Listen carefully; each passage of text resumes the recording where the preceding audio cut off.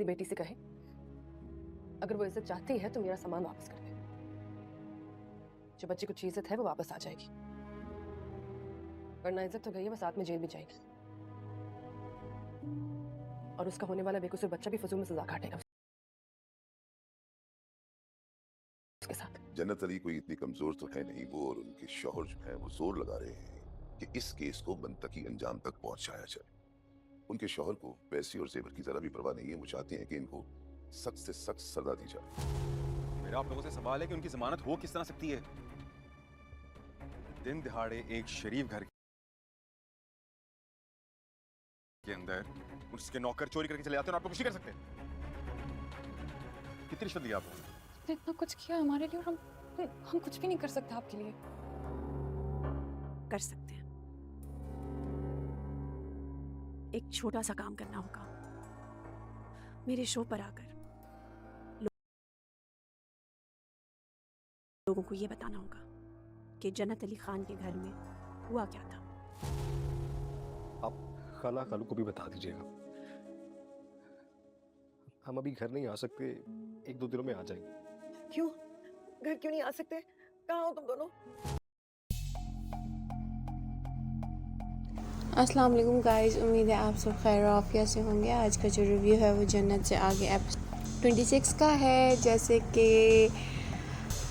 ये जो ड्रामा है जैसे जैसे आगे बढ़ता जा रहा है, यानी कि अपने इख्तिताम की तरफ आता है, वैसे वैसे जो है ये और ज़्यादा इंटरेस्टिंग होता जा रहा है। और जो जन्नत है वो सीरियसली वाकई में उसके साथ बड़ा बुरा हो रहा है। सबसे ज़्यादा बुरा तो उसका अपना ही हस्बैंड उसके साथ कर रहा है। मुझे जो लगता है सेफ़ में से, जो आपने लास्ट एपिसोड में देखा था कि सेफ़ में से ज्वेलरी पैसे वगैरह सब गायब हो जाते हैं और नौमान जो है वो सारा इल्ज़ाम जो है वो तबस्सुम पे डाल देता है। और तबस्सुम क्योंकि प्रेग्नेंट है और उसके बावजूद वो शॉक में भी है कि उसको जन्नत ने किस तरह से नौकरी से निकाल दिया और उसको जेल हो गई है। इस एपिसोड में 26 एपिसोड में किस तरह से जो है आयला और जो अंदलप है वो इस चीज़ को कैश करती है कि हम तबस्सुम और फ़ारूक से बात करते हैं और उनकी मज़लूमियत का फ़ायदा उठाते हैं और हम उनको शो पे लेकर आते हैं। वो ये प्लान करती हैं, तो उसके सिलसिले में वो लोग करवाती हैं तबस्सुम और फ़ारूक की ज़मानत। और अंदलप ये कहती है कि तुम जो है जन्नत के ख़िलाफ़ शो पे आ जाओ और बात करो कि तुम्हारे साथ जन्नत ने ये किया। जबकि तबस्सुम थोड़ी बहुत जो है, थोड़ी बहुत नहीं, बहुत ज़्यादा वो गलत कर रही होती है। उसको जन्नत से अगर कुछ चाहिए होता घर के लिए राशन या चीज़ें तो वो मांग सकती थी, जन्नत उसे दे देती। क्योंकि जन्नत को शायद अपने गिर्द लॉयल लोगों की कमी थी।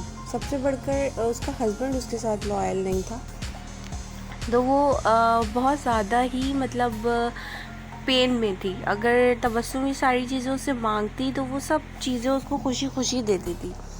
लेकिन जहाँ तक के बात तबस्सुम की है, उसने बहुत सारी चीज़ें जन्नत की चुराई हैं, जैसे कि घर का राशन हो गया या उसकी कपड़े वगैरह हो गए या उसके बच्चों की चीज़ें हो गई।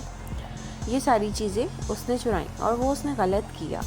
तबस्सुम को फ़िलहाल इस बात का अभी तक एहसास तो नहीं है, लेकिन वो तैयार हो गई है जन्नत के ख़िलाफ़ अंदलप के साथ और आयला के साथ शो करने के लिए, और वो ये शो करेगी। और आयला जो है सिर्फ जन्नत को नीचा दिखाना चाहती है और कुछ भी नहीं।